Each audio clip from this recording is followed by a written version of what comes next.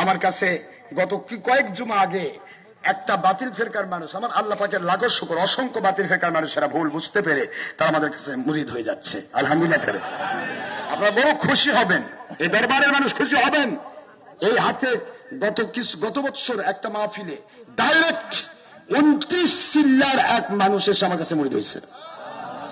হুজুর জীবনে মেলা কিছু করছি, ইসলামের ব্যাখ্যা এইভাবে বুঝিনি, আপনার একটি ওয়াজ আমার জীবনে যথেষ্ট, হুজুর আমাকে বায়াত করান, আমি জীবনের সব ভুলে গেলাম।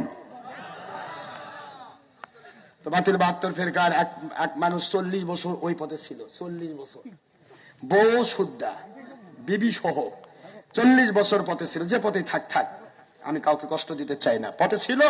উনি এসে আমার কাছে আল্লাহ পাকের দয়ায় তিনি বায়াত হয়ে গেলেন। বায়াত হওয়ার পরে 1 সপ্তাহ পর এসে আমাকে বলতেছে, হুজুর আমার স্ত্রীর যদি 15 বছর বয়স থাকে আর আমার যদি 15 বছর থাকে, এই 30টা বছর আমি আপনাকে আল্লাহর রাস্তায় দান করলাম। কেন ভাই কি হয়েছে? হায়াত তো আমার মালিক দেবেন, আপনি কি?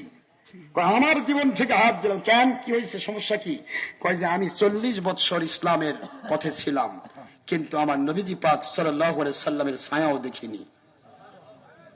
আমি গত জুমাবারে আপনার কাছে বায়াত হয়েছি, এই জুমাবারে আমি আপনার কাছে নামাজ পড়তে এসেছি, এর মধ্যে আমার স্ত্রী এবং আমি এত টাইমে একসাথে একই রাতে আমার নবীর সাথে দেখা পেয়েছি। নবীজির সাথে দেখা হবে না, এটা হতে পারে না, এটা হতে পারে না।